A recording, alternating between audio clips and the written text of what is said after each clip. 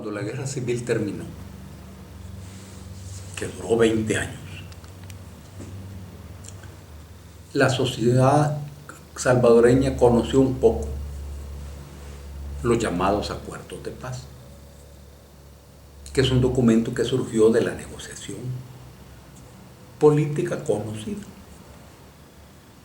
Pero luego en el tráfago de las actividades políticas se estableció otra política y otra negociación, la negociación real, que determinó efectivamente el fin efectivo de la guerra civil.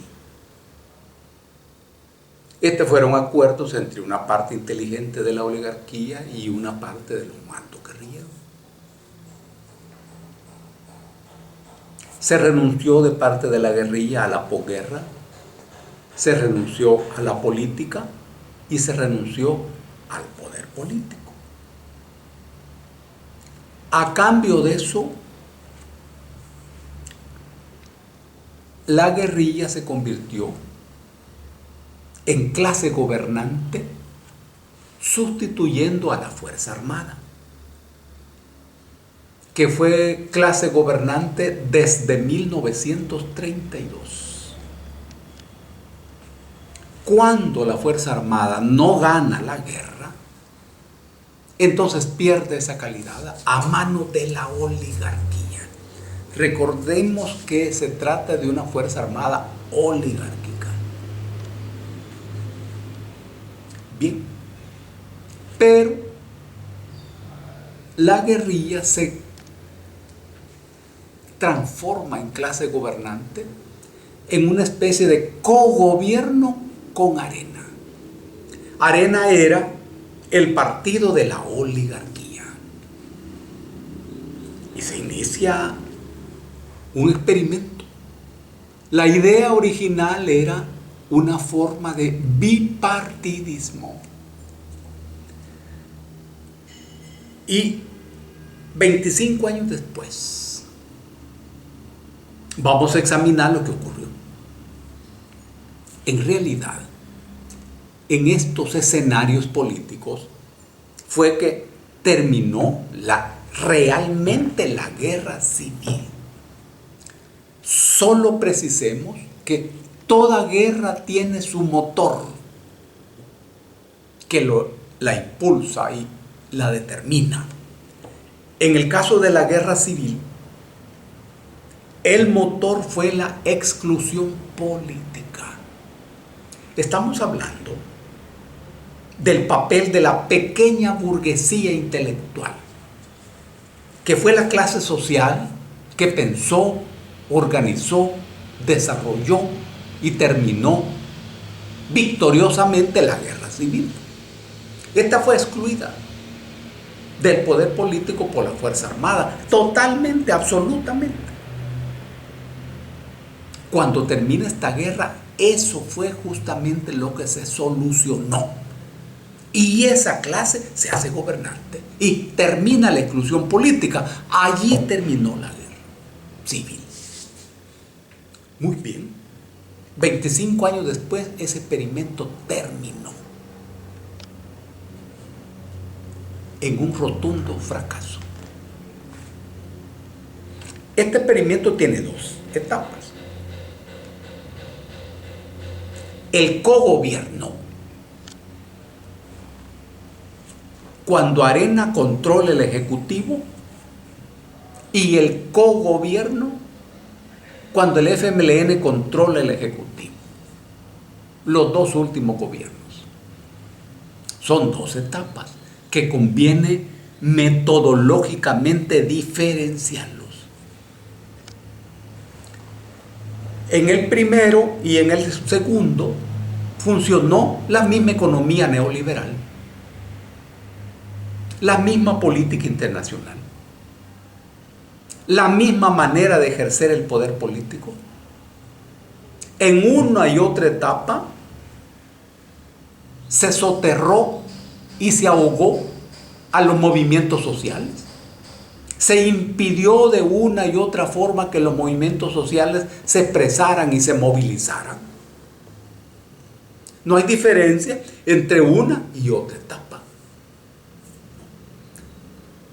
En ningún momento el partido político FMLN inspiró o se inspiró en transformaciones importantes de la vida en la sociedad salvadoreña. En ningún momento.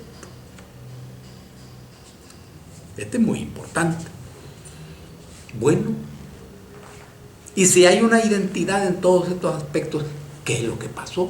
¿Y por qué fracasó eso? Hay varias cosas que es importante precisar. La filosofía de derechas impregnó a todos estos gobiernos. Y tanto Arena como el partido FMLN se definieron y actuaron como derechas. Arena era eso. Pero la guerrilla del FMLN, que también lo era sin embargo mirada por la gente como la izquierda. Esta es una cosa muy importante. En ocasiones fuerzas de derecha son la izquierda en el imaginario del pueblo. Y el pueblo da este calificativo a aquella fuerza que se enfrenta y que choca con la derecha. Y entonces, si se enfrenta y choca con la derecha, el pueblo dice que tiene que ser de izquierda. Y es de izquierda. Entonces, durante la guerra civil, como la guerrilla se enfrentaba a una política de derechas, se convirtió en izquierdas. Pero, ya en la etapa de los gobiernos, aunque se aplicó la misma economía, la misma filosofía y el mismo poder tradicional, la gente siguió entendiendo que el partido FMLN era de izquierdas, aun cuando percibía que no estaba confrontado ni enfrentado a Arena. Claro que había una disputa. Esa disputa se apreciaba sobre todo en la Asamblea Legislativa, nada más, porque en la sociedad, en la economía, en la vida de las personas no había ninguna confrontación, ni ninguna disputa. Era la pelea en la Asamblea Legislativa, nada más. Y esa pelea no permitía apreciar diferentes orillas, diferentes océanos. Era una sola política. ¿En qué consistió entonces la confrontación entre estas dos fuerzas de derechas? En una sola cosa: en la disputa por el usufructo del aparato del Estado. Y claro, entonces, Arena jamás entendió que se trataba de un cogobierno. Y jamás entendió que se trataba de un bipartidismo. Pero la gente del FMLN tampoco entendió eso. Hay que recordar aquí que el FMLN guerrillero jamás fue partido político, ni frente. Ese era el nombre. Pero nunca actuamos de consumo con esta supuesta naturaleza. Éramos 5 ejércitos, independientes uno de otro, pero que coincidíamos en una línea política que era común y además era elaborada en sus partes sustantivas de manera coaligada.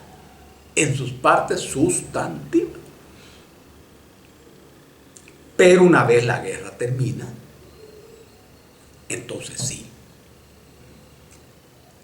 se le hace un partido político y se le pone un nombre, FMLN. Entonces el pueblo entendió que ese partido FMLN era la continuidad del FMLN guerrillero.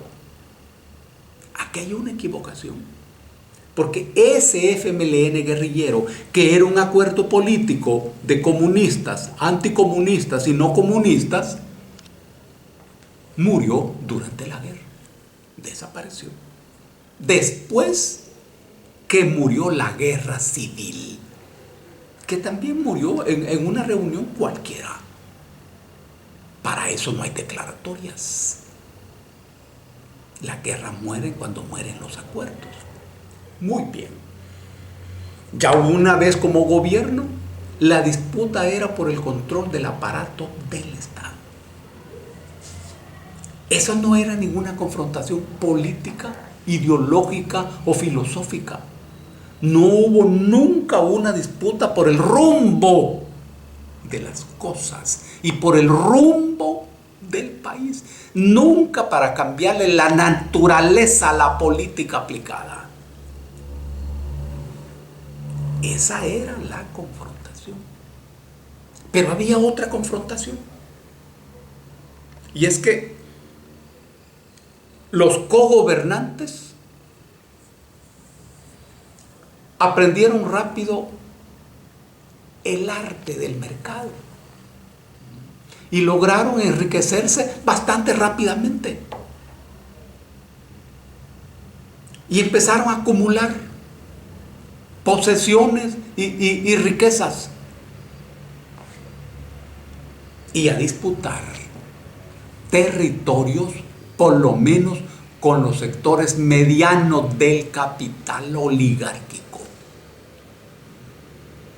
Y por supuesto que este es un país pequeño, un territorio pequeño. Y entonces cualquier territorio que vos controles choca con el otro. Aquí empezó una disputa. Esta disputa no fue nunca con la burguesía más desarrollada y más fuerte, que es aquella que no depende del país, sino que está conectado con las poleas de transmisión del capitalismo internacional. Allí no había disputa, ni hay disputa, pero con otros sectores sí estalla la confrontación, disputa de terreno, disputa de espacios, previsiblemente disputa de negocios. Esto nos lleva a otro aspecto, y es que el desarrollo y el funcionamiento de un bipartidismo requiere de una burguesía en ese país, porque el bipartidismo es un juego que habla de cambios, pero impide los cambios. Es un juego elegante, muy difícil de descifrar para la población, porque es posible que en cada campaña electoral cambie el gobierno, pero en otra campaña electoral regrese el partido que perdió en la campaña anterior, de tal manera de que no hay ningún cambio, por lo menos los cambios que la gente necesita. Pero este es el reino de la alteridad. Esta es la figura que aparece en las constituciones. Pero al no haber una cabeza burguesa vinculada a las reglas de la democracia burguesa, esto no se entiende. Y los partidos piensan que no deben jamás perder ninguna elección y deben estar siempre controlando el disfrute del botín de la administración de la cosa pública. Eso es lo que ocurrió aquí. Y ese bipartidismo entonces jamás funcionó. Ojo, afortunadamente.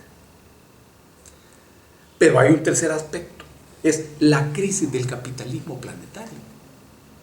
Es que en el momento que esto se abre, el capitalismo a nivel planetario empieza a crujir, empieza a quebrarse, empezando por la economía de los Estados Unidos.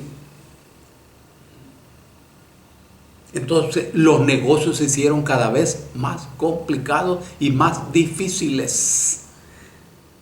Sin embargo, pese a eso, aquí en El Salvador, la política neoliberal no se movió ni un centímetro. Y esto implicó el desaparecimiento del Estado y el reinado total del mercado. Cuando eso ocurre en una sociedad como la salvadoreña, primitiva, salvaje como la salvadoreña, la ausencia de un centro político que funcione a partir de prescripciones constitucionales que le mandan encargarse de la educación, de la salud, del trabajo, de la vivienda, de la gente, así como dice la Constitución, creó en el país una situación insoportable, que es la que se vive en este momento. Esto generó a su vez otro efecto, la crisis y la descomposición de los partidos políticos. Cuando el mercado se convierte en el rey supremo de la sociedad salvadoreña, así como está hoy, y se construye una sociedad como la actual que se llama de mercado total, los partidos políticos dejaron de hacer política y se convirtieron en empresa. Esto es algo que ha venido ocurriendo en estos años a lo que me estoy refiriendo. Abandonan todo esfuerzo intelectual, todo esfuerzo educativo, todo trabajo político inteligente, todo proyecto relacionado con la vida de las personas, si se convierten en empresas comerciales especializadas en hacer negocio de una materia prima que se llama política. Y cada campaña electoral se convirtió en una actividad mercantil. Todo eso ocurrió en este periodo. Y esto es coronado por otro fenómeno dominante, la guerra. Aquellos acuerdos políticos a los que me he referido constituyeron el escenario de la aplicación de un neoliberalismo brutal, ciego y ortodoxo en este pequeño territorio. Y esto generó que el sector marginado del mercado, de la economía, de la salud, del trabajo, del presente y de la dignidad decidieran sobrevivir y participar en el reparto del pastel. Porque el neoliberalismo produjo una sociedad cuya cúpula es exitosa, brillante, con grandes negocios, con grandes bancos, con grandes empresas. Y abajo, el hambre, la desesperación, la marginación. Y en medio, una sociedad de capas intelectuales empobrecidas, desempleadas, desesperadas y sin capacidad para elaborar pensamientos. Este es el escenario propicio para el estallido de la guerra social actual. Todo esto complejizó la realidad. Y los gobiernos fracasan sucesivamente. Fracasa Arena y fracasan los gobiernos del FMLN. Y las cosas han llegado a su fin. Los gobiernos del FMLN pierden la noción del límite, Y claro, es cogobierno. El inspirador del FMLN es Arena. El modelo del FMLN es Arena. Y buscan hacer las cosas tal como las ha hecho Arena. Esto que estoy diciendo parece increíble. No, no lo es. Ellos lo han dicho públicamente. Reclaman el derecho de hacer las cosas como las hizo Arena. Esto ha terminado. Ese experimento ha terminado. Ningún partido político tiene carta de presentación para la salida de esta coyuntura. Salida. Mucho menos la solución.